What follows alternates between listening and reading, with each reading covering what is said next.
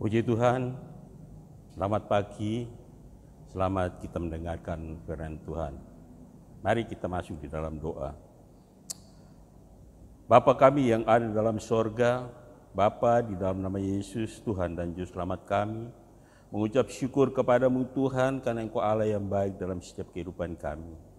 Karena pemeliharaan, penjagaan, perlindungan-Mu, kami masih ada sebagaimana kami ada saat ini. Terima kasih untuk kasih dan setia-Mu bagi kami. Dan saat ini Tuhan, kami mempersiapkan hidup kami untuk diisi oleh kebenaran firman-Mu.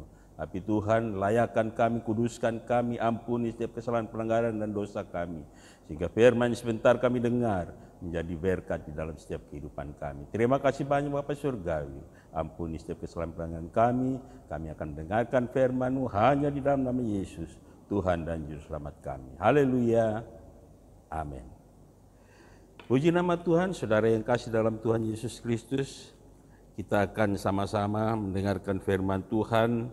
Dan firman Tuhan pagi hari ini, saya berikan tema atau judul, yaitu berserulah. Tentu ada pertanyaan dari Bapak Ibu sekalian. Berserulah, kepada siapa berseru itu? Kita buka di dalam Alkitab kita bersama-sama, nanti saya akan bacakan, yaitu di dalam Yeremia pasal 33 ayat 3. Demikian bunyi firman Allah. Berserulah kepadaku, maka aku akan menjawab engkau dan akan memberitahukan kepadamu hal-hal yang besar dan yang tidak terpahami, yaitu hal-hal yang tidak kau ketahui. Bapak, Ibu, Saudara yang kasih dalam Tuhan Yesus Kristus, di sini ya, seperti saya katakan, tema firman Tuhan pagi hari ini yaitu berserulah. Jelas di sini dalam firman ini dikatakan berserulah kepadaku. Kita lihat ku-nya ini, K itu huruf besar. Berarti ku ini adalah Tuhan. Berserulah kepada Tuhan. Ya, dan di dalam Alkitab ini banyak kalimat atau perkataan yang mengatakan berserulah kepada Tuhan. Kenapa kita harus berseru kepada Tuhan? Ya, karena memang Tuhan itu sangat kita butuhkan dalam kehidupan kita orang yang percaya. Kita lihat di dalam Yeremia ini, ya. Yeremia ini juga pun mengalami hal yang sama, ya.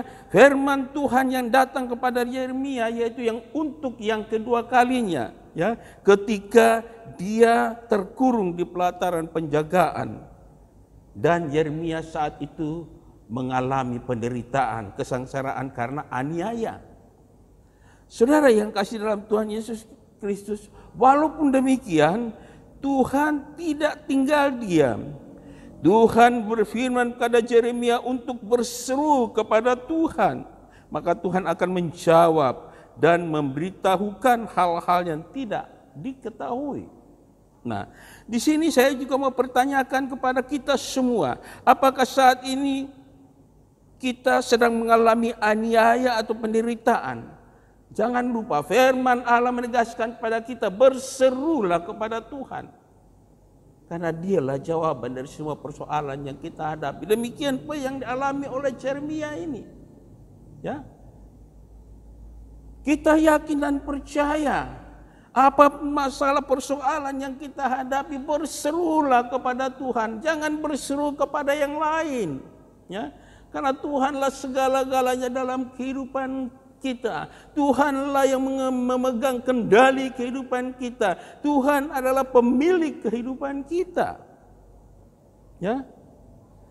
Dan ada kalanya atau setidak-tidaknya kadangkala, ya, jawaban yang daripada Tuhan ketika kita berseru kepadanya itu berbeda dengan kerinduan kita. Tapi itulah yang Tuhan lakukan, karena rencana Tuhan bukanlah rencana manusia. Saudara yang kekasih di dalam Tuhan Yesus Kristus, firman Tuhan pagi hari ini bukan datang saja kepada Yeremia, tapi datang kepada kita semua. Supaya ingat bahwa apabila kita menghadapi masalah persoalan yang dihadapi setiap saat, ingat berserulah kepada Tuhan. Ya, Tuhan akan menjawab apa yang menjadi kerinduan kita, apa yang menjadi problema dalam kehidupan kita. Begitu pula hal-hal yang tidak kita ketahui, Tuhan akan beritahukan pada kita. Ya, karena semua itu adalah rahasia dalam rencana Allah. Jadi kita hanya bisa berseru, segala sesuatu yang lain itu adalah urusan Tuhan, tanggung jawab Tuhan. Saudara yang kekasih di dalam Tuhan Yesus Kristus, oleh sebab itu jika kita mau aman menjalankan kehidupan kita sehari-hari dalam dunia ini, ya, kita harus jadikan Tuhan sebagai terang dan keselamatan kita. Ya.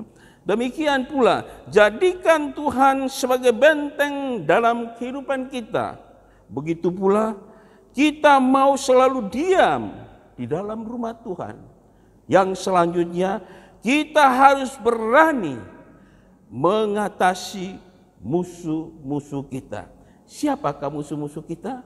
Berarti musuh-musuh kita adalah orang-orang yang tidak mengenal Allah, orang-orang yang selalu menjatuhkannya, bahkan tidak lebih daripada itu, yaitu iblis setiap saat sedang mengintai kita, ya. Mengintai kita pada saat kita dalam kondisi yang terpuruk, disitulah dia datang. Nah, ketika iblis menguasai kehidupan kita, jangan lupa berserulah kepada Tuhan, maka Tuhan akan mengatasi semuanya itu. Dan kita akan mengalami hal yang luar biasa yang tidak kita duga. Puji nama Tuhan, saudara yang kasih dalam Tuhan Yesus Kristus. Oleh sebabnya pada pagi hari ini firman Tuhan mengajak kepada kita supaya selalu berseru dan berserulah kepada Tuhan. Setiap kali kita berseru pasti ada jawabannya. Ya. Kalau memang jawaban itu belum datang, sabar. Karena Tuhan melakukan hal-hal yang indah dalam kehidupan kita. Tuhan tidak menjawab secara cepat dan Tuhan juga tidak menjawab akan secara lambat. Tapi dia menjawab tepat pada waktunya. Tetapi ingat, tetaplah berseru kepada Tuhan. Saya mau katakan kepada kita semua yang mendengarkan firman Tuhan pagi hari ini, ya, bahwa bersama dengan Yesus kita pasti bisa. Amin. Kita berdoa. Segala puji syukur kami naikkan padamu Tuhan, karena Engkau Allah yang baik sudah memberikan waktu dan kesempatan bagi kami untuk mendengarkan firman-Mu Tuhan. Firman sudah kami dengar Tuhan, meteraikan dalam setiap kehidupan kami, menjadi rema, menjadi berkat dalam hidup kami. Dan untuk sepanjang hari ini, kami mau berjalan bersama dengan Engkau Tuhan. Tuntun, bimbing, pelihara kami, berkati kehidupan kami di sepanjang hari ini. Terima kasih Tuhan Yesus, ampuni setiap kesalahan, pelanggaran dan dosa kami. Hanya dalam nama Yesus Tuhan dan Juru Selamat kami. Kami sudah berdoa, bersyukur kepada Bapa di surga. Haleluya. Amin. Puji Tuhan, Tuhan memberkati kita semua. Salam Narwastu. Amin.